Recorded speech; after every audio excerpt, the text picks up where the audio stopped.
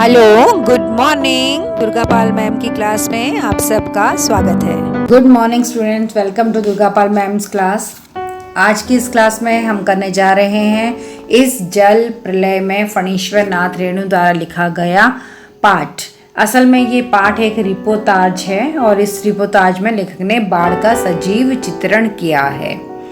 ये आपके कृतिका से क्लास 9th का चैप्टर है। सभी बच्चे जो क्लास अटेंड कर रहे हैं प्लीज़ लाइक का बटन दबा करके अपनी अटेंडेंस लगा दें और भी क्लास को छोड़ करके बिल्कुल भी ना जाएं, क्योंकि जो इम्पोर्टेंट बातें मैं आपको बीच में बताऊंगी वो आपकी नज़रों से हट सकती हैं अगर आप क्लास को बीच में छोड़कर जाते हैं। हम बहुत से इम्पोर्टेंट क्वेश्चंस को भी क्लास में डिस्कस करते हैं और बहुत सारे शब्दों के अर्थ भी मैं आपको बताती रहती हूँ। पिछले एग्जाम्स में आए हुए क्वेश्चंस भी हम डिस्कस करते हैं और आपके एग्जाम में आने वाले जो क्वेश्चंस हैं वो भी मैं आपको बताती रहती हूँ। तो इसलिए क्लास को पूरा अटेंड करें और क्लास अटेंड करने के बाद अंत में यदि आपने इस चैनल को सब्सक्राइब नहीं किया तो प्लीज़ सब्सक्राइब कर लें, लाइक करें, शेयर करें और बेल आइकन को दबाना तो बिल्कुल मत भूलिएगा, क्योंकि इससे आपको आने वाली नई क्लासेस के नोटिफिकेशन मिल जाएंगे।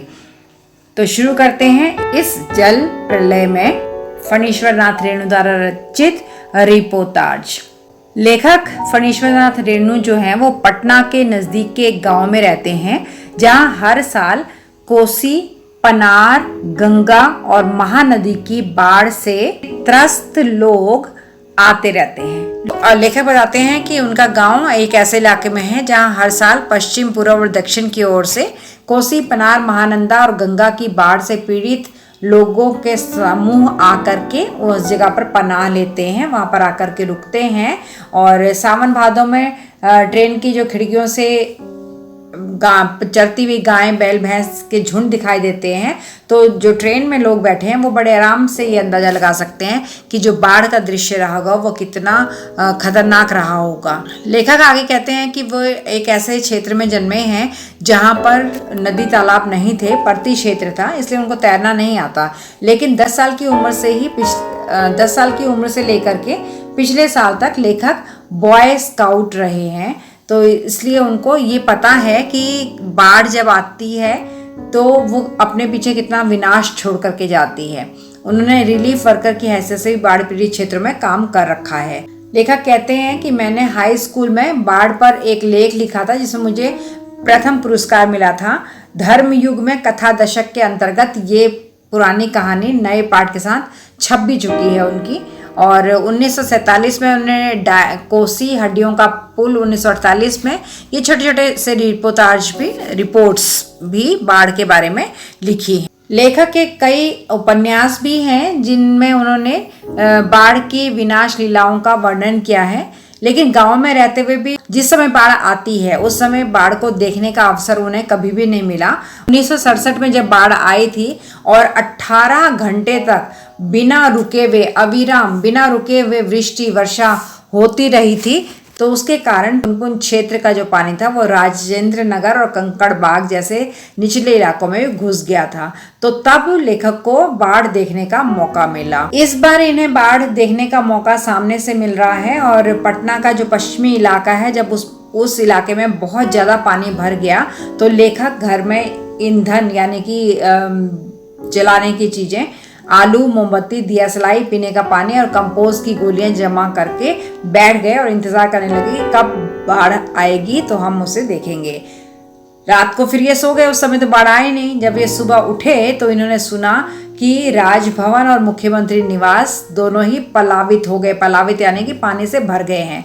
दोपहर में सूचना मिली कि गोलघर पानी से घिर गया है। फिर लेखक ने क्या किया कि शाम के 5 बजे वह अपने एक मित्र को लेकर के रिक्शे में बैठ करके बाढ़ का पानी देखने के लिए चल दिए। 5 बजे का समय था, वे कॉफ़ी हाउस के लिए चल दिए। कॉफ़ी हाउस में पानी अब आता है तब आता है, ये रास्ते भर वो सुनते जा रहे हैं। पानी कैसे घुस रहा है यही तो देखना है, कह करके लेखक रिक्शा पर बैठ जाते हैं और उनके साथ उनके एक विशेष व्याख्याता, आचार्य, कवि मित्र भी हैं दूसरे, जो उनकी बेकार की बातों से कभी बोर नहीं होते हैं। रास्ते में लेखक क्या देखते हैं कि मोटर पे, स्कूटर पे, ट्रैक्टर पे, मोटरसाइकिल, ट्रक, टमटम, साइकिल, रिक्शा जो भी मिल रहा है, लोग उस पर जा रहे हैं बाढ़ का पानी देखने के लिए, और कई लोग बाढ़ का पानी देख करके वापस आ रहे हैं। तो रास्ते में जब ये लोग आपस में मिल रहे हैं, जाने वाले और आने वाले, तो एक दूसरे से जिज्ञासावश ये पूछ ले रहे हैं कि पानी कहाँ तक आ गया है। और जो लोग देख करके आए हैं पानी को, वो बताते हैं फ्रेजर रोड तक आ गया है। दूसरे पूछे आ गया क्या, पार हो गया क्या, कृष्णापुरी पहुंच गया, पाटलिपुत्र कॉलोनी पहुंच गया, बोरिंग रोड पहुंच गया, इंडस्ट्रियल एरिया पहुंच गया। तो इस तरह की बातें आने और जाने में जो आमतौर पे होती हैं वही हो रही हैं। और ऐसे करते करते लेखक जो है वो कॉफ़ी हाउस में पहुंच गए। कॉफ़ी हाउस तो बंद कर दिया गया था क्योंकि बाढ़ का पानी आ रहा था, और सड़क के किनारे एक मोटी डोरी की शक्ल में गेरुआ झाग फेन उछलता पानी तेजी से सरकता आ रहा था। जब बाढ़ का पानी आता है तो मिट्टी अपने साथ लाएगा, तो इसलिए वो उसका जो रंग है वो गेरुआ हो गया है, और पानी बहुत वेग से आ रहा है, तेज आ रहा है, बहाव बहुत तेज है, तो उसमें झाग भी पैदा हो रही है। लेखक ने अपने मित्र से कहा कि आगे जाने की जरूरत नहीं है, वो देखो सामने से मृत्यु का तरल दूत आ रहा है। तो बच्चों यहाँ पर ये जो लिखा हुआ है मृत्यु का तरल दूत, ये क्वेश्चन बहुत इंपॉर्टेंट है। आप पीछे देखिएगा अभ्यास में ये क्वेश्चन है कि मृत्यु का तरल दूत किसे कहा गया है और क्यों कहा गया है। तो यहाँ पर लेखक ने मृत्यु का तरल दूत बाढ़ के पानी को कहा है। और क्यों कहा है? क्योंकि बाढ़ जब आती है तो कई जीवन, कई जाने, कई माल की हानि, धन संपत्ति की हानि, जानवरों की हानि, फसल की हानि, इस तरह की हानि करके जाती है। तो इसलिए उसे मृत्यु का तरल दूत कहा गया है। अब लेखक ने जब देख लिया सामने से पानी आ रहा है बाढ़ का, तो आतंक के मारे यानी डर के मारे उनके दोनों हाथ अपने आप ही जुड़ गए और वो नमस्कार की मुद्रा में आ गए। क्योंकि होता ही है, जब हमारे सामने बहुत मुश्किल कोई घड़ी सामने आती है तो हमारे हाथ अपने आप जुड़ जाते हैं और हम भगवान को याद करने लगते हैं। रिक्शा वाला थोड़ा बहादुर था, तो वो बोला कि चलो थोड़ा और आगे चलते हैं। तो भीड़ में से एक आदमी निकल रहा था, जो लोग देख के आ रहे थे या देखने के लिए जा रहे थे बाढ़ को, तो उनमें से एक आदमी बोला कि ये रिक्शा, करंट बहुत तेज है, आगे मत जाओ। मैंने रिक्शे वाले से लेखक ने रिक्शा वाले से बड़ी विनती के स्वर में कहा कि लौटा ले भैया, आगे बढ़ने की जरूरत नहीं है। तो रिक्शा वाला मोड़ करके इन लोगों को अप्सरा सिनेमा हॉल के पास से गांधी मैदान की ओर ले गया। पैलेस होटल और इंडियन एयरलाइंस दफ्तर के सामने भी पानी भर गया था।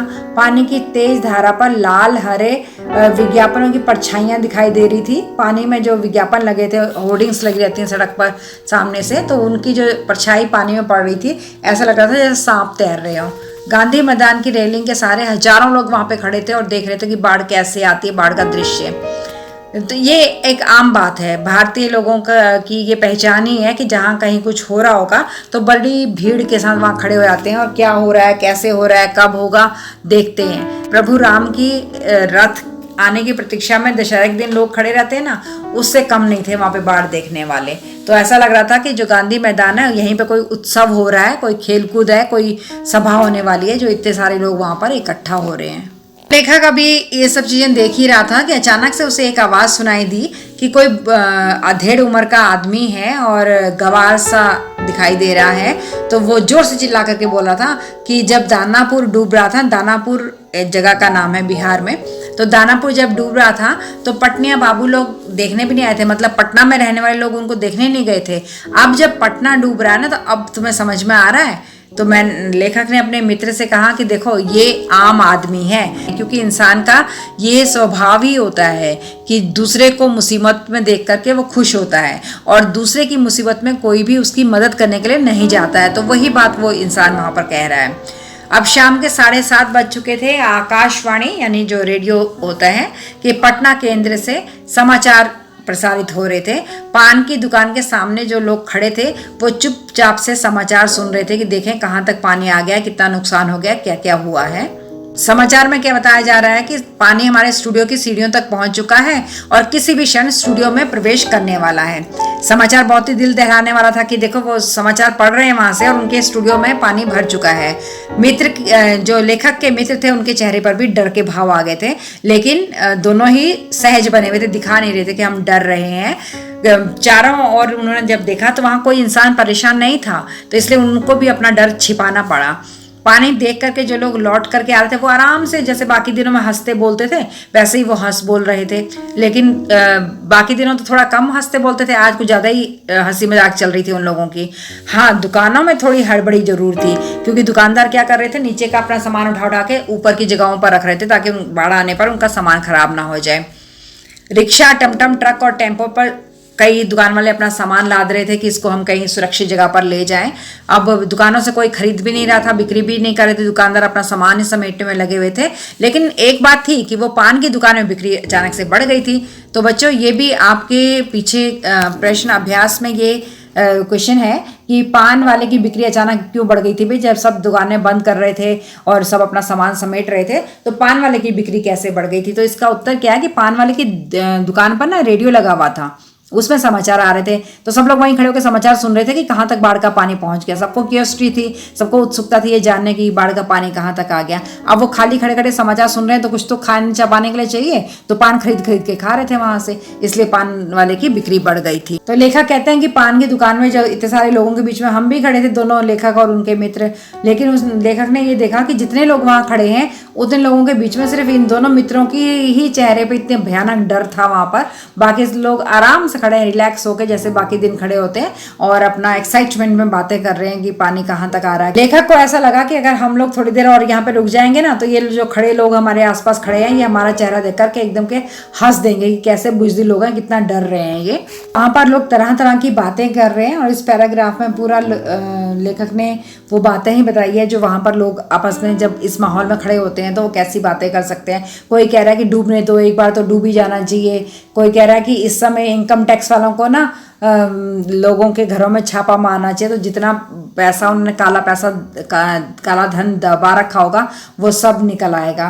कब उस रास्ते से अपने घर की तरफ वापस लौटने लगे हैं तो उन्होंने देखा कि राजेंद्र नगर चौराहे पर एक मैगजीन कॉर्नर था, उस पर मैगजीन्स रखी हुई थी। तो उन्होंने सोचा कि मैं एक हफ्ते के लिए पूरी मैगजीन खरीद लेता हूँ। योग सिखाने वाली, फ्रेंच, जर्मन सिखाने वाली किताबों को उलट पलट कर देखने लगे कि चलो मैं ये खरीद लेता हूँ। तो मैगजीन स्टोर का जो मालिक था कृष्णा, वो उनको देख करके मुस्कुराने लगा। तो लेखक ने उन किताबों को छोड़ दिया और वहाँ से वो जो फिल्मी मैगजीन्स होती हैं उनको खरीद करके ले आए और अपने मित्र से फिर उन्होंने विदा ली और कहा कि पता नहीं कल हम लोग कितने पानी में रहेंगे, तो ऐसा करेंगे कि जो भी कम पानी में होगा दूसरे की मदद के लिए वो आएगा। तो अब लेखक फ्लैट में पहुंच गए तो वहां पर जनसंपर्क की गाड़ी लाउडस्पीकर से घोषणा कर रही है। जब कोई कष्ट, संकट या कोई भी बदलाव उस क्षेत्र में आ रहा होता है तो सरकार क्या करती है, गाड़ी भेजती है जिसमें कि अनाउंसमेंट होता रहता है कि ऐसा हो रहा है, ऐसा हो रहा है। तो वही अनाउंसमेंट चल रहा था कि पानी कहाँ तक पहुँच गया है, बताया जा रहा था। लेखक अपने घर पहुंच गए हैं और अपने पत्नी से पूछते हैं कि गैस का क्या हाल है।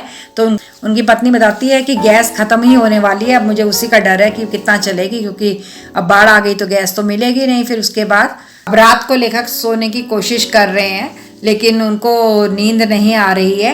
कंपोज की गोली वो लेते हैं, सोचते हैं कि कोई कविता, लेखक तो है ही वो, तो वो सोच रहा है कि कोई कविता लिख लूँ, कुछ कर लूँ, लेकिन ना तो उन्हें कोई याद आ रही है ना कुछ, क्योंकि अंदर से बहुत डरे हुए, घबराए हुए हैं कि जब बाढ़ का पानी आएगा तो उस समय क्या होगा, कैसे होगा।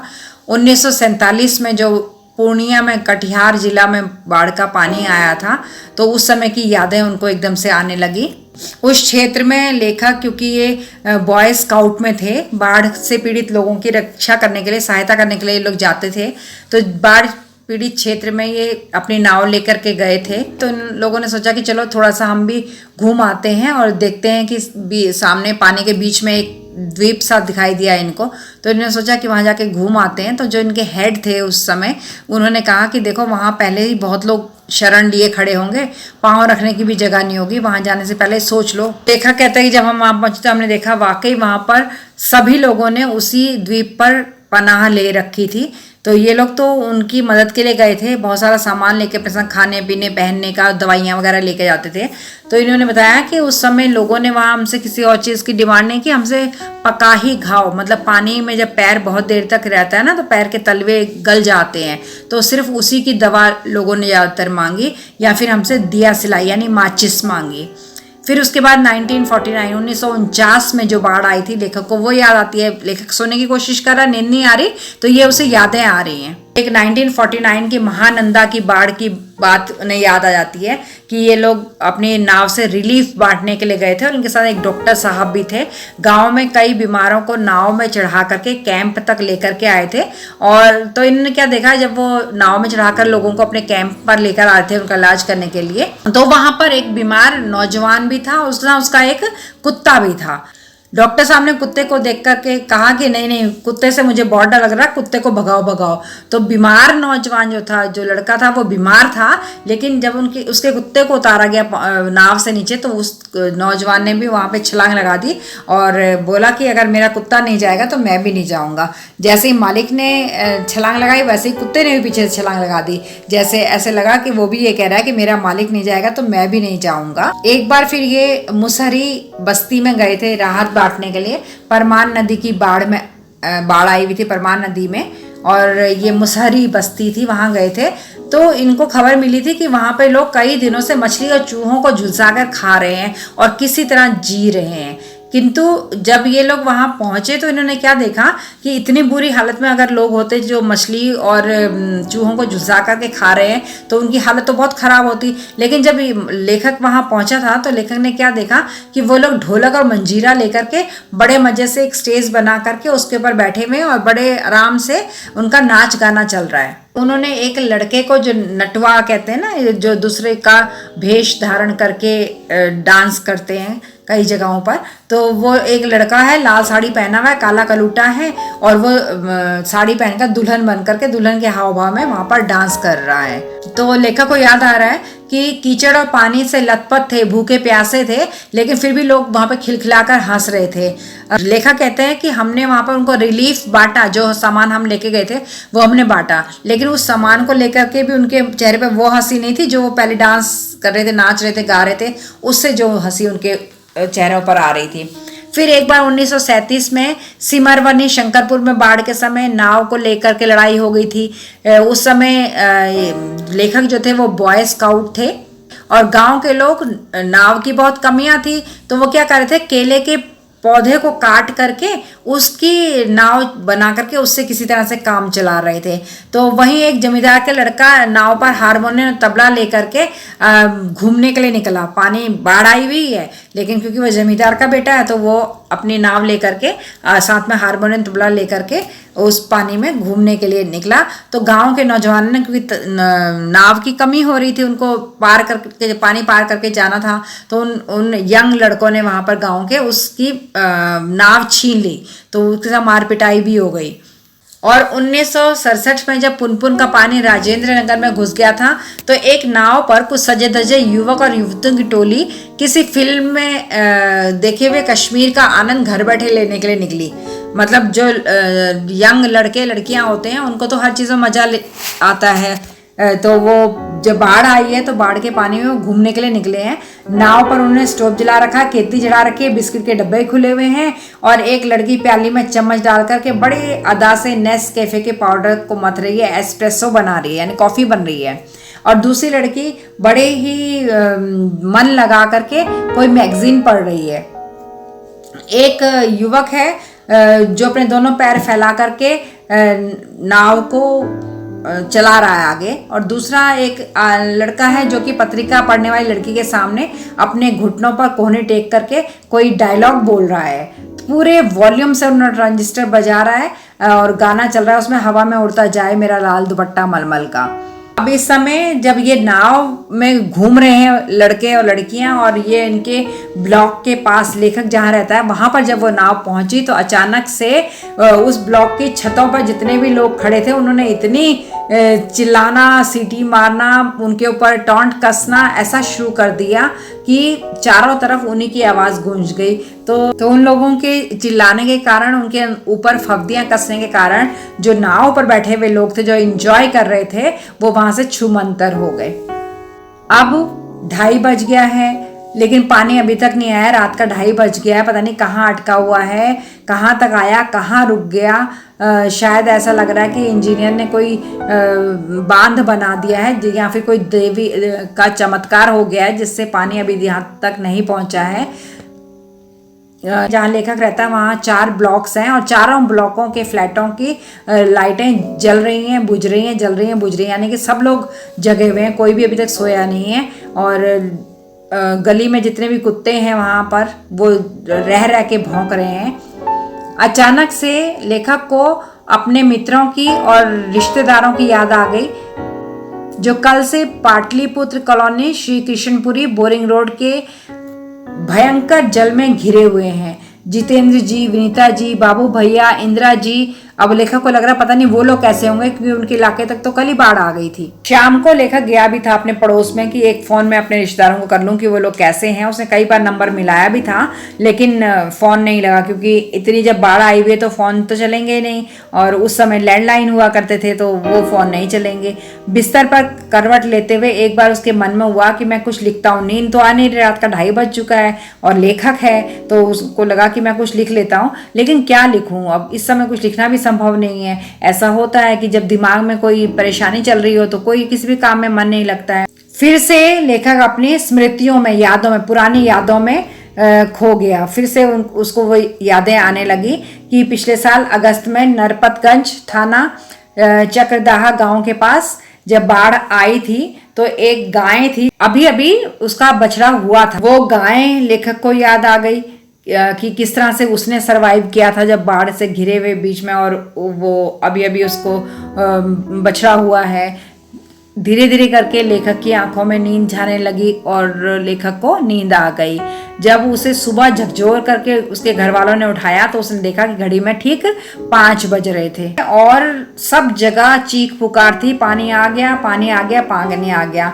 लेखक आंखें मलता हुआ उठा तो उसने देखा कि थाने के सामने सड़क पर वो बाढ़ का पानी चला आ रहा है। ठीक वैसा ही जैसा शाम को उसने कॉफी हाउस के पास देखा था वैसा ही पानी उसके घर के पास भी आ चुका है और उसमें बच्चे कूद रहे हैं। लेकिन जब ध्यान से लेकर देखता तो वो बच्चे नहीं है, वो तो पानी ही है। रुक रुक के पानी उछल उछल के आ रहा है तो ऐसा लग रहा है कि बच्चे उसमें कूद रहे हैं। ब्लॉक नंबर 4 के नीचे सेठ की दुकान के बाएं बाजू तक पानी आ चुका है। अब लेखक दौड़ करके अपनी छत पे चला जाता है और चारों ओर जो शोर हो रहा है, चीख पुकार हो रही है, बाढ़ आ गई है, बाढ़ का पानी बहुत तेज है। सामने की दीवार की ईंटें डूबती जा रही हैं, यानी पानी चढ़ता जा रहा है ऊपर को और बिजली के खंबे का नीचे काला हिस्सा जो है वो सारा का सारा डूब चुका है। अब लेखक सोचता है कि अगर मेरे पास अभी मूवी कैमरा होता या टेप रिकॉर्डर होता तो मैं बाढ़ तो बचपन से ही देखता आया हूँ, लेकिन बाढ़ के आने के बाद लेखक ने हमेशा देखा, आज तक बाढ़ को आते हुए कभी भी नहीं देखा। तो लेखक कहता है कि अगर मेरे पास कैमरा होता तो शायद मैं इसको कैप्चर कर लेता। फिर वो कहता है कि अच्छा हुआ जो रात में नहीं आया, नहीं तो डर के मारे ना जाने मेरा क्या हाल होता। देखते ही देखते गोल पार्क डूब गया, हरियाली सारी खत्म हो गई, मतलब जमीन के ऊपर पूरा पानी पानी हो गया। लेखक कहता है कि अच्छा है मेरे पास मूवी कैमरा नहीं है, टेप रिकॉर्डर नहीं है, अगर ये सब होता भी तो मैं क्या कर लेता। मेरे पास एक कलम थी वो भी चोरी हो गई, यानी कि बाढ़ के पानी में वो भी डूब गई। लेखक ने ये क्यों कहा कि अच्छा है उसके पास कैमरा नहीं है, ये भी एक इम्पॉर्टेंट क्वेश्चन है बच्चों जो आपके पीछे प्रश्न अभ्यास में दिया हुआ है। तो पहले तो लेखक कहता है कि अगर मेरे पास मूवी कैमरा होता तो मैं कुछ कैप्चर कर लेता, कुछ बना लेता, कुछ लिख लेता, कुछ रिकॉर्ड कर लेता, लेकिन बाद में वो सोचता है कि अच्छा है मेरे पास ये चीज़ें नहीं है। उसने ऐसा इसलिए कहा क्योंकि जो बाढ़ का पानी है वो मृत्यु का तरल दूत कहा गया उसे, वो लोगों के लिए मौत लेकर के आता है। तो वो लेखक नहीं चाहता है कि मौत जैसी एक भयंकर दुर्घटना को वो अपने कैमरे में कैद करे, क्योंकि उस घटना को जो भी देखेगा उससे उसे डर ही, वो इंसान उस घटना को देखकर डरेगा और सहम जाएगा और उस मौत के तांडव को देख के किसी को भी प्रसन्नता नहीं होगी, खुशी नहीं होगी। इसलिए लेखक नहीं चाहता कि ऐसी किसी चीज़ को वो कैद करके रखे जो लोगों के में दुख का, दर्द का कारण बने। तो इसलिए लेखक ने ऐसा कहा है। तो बच्चों ये था पूरा एक्सप्लेनेशन, मैंने आपको लाइन टू लाइन, एक एक लाइन का व्याख्या करके सरल अर्थों में कहानी का सार बताया है। उम्मीद करती हूँ आपको समझ में आ गया होगा। इस पाठ को, जो कि एक रिपोर्टाज या फणीश्वरनाथ रेणु द्वारा लिखा हुआ, के अंदर मैंने 3 और 4 क्वेश्चन एक्सप्लेन भी किए आपको कि ये बहुत इंपॉर्टेंट है और इनका मतलब क्या है। इस पाठ के क्वेश्चन आंसर्स का फुल वीडियो आपको मेरे चैनल पर मिल जाएगी। प्लीज़ उसे सर्च कीजिएगा, देखिएगा और चैनल को लाइक कीजिएगा, शेयर कीजिएगा, सब्सक्राइब कीजिएगा और बेल आइकन को दबाना बिल्कुल मत भूलिएगा, जिससे मेरी आगे आने वाली वीडियोस के नोटिफिकेशन आप तक पहुंच जाएंगे। अगली क्लास तक के लिए thank you. Thanks for attending Durga Pal Ma'am's class. Please like, share, subscribe and don't forget to leave a lovely comment. Thank you.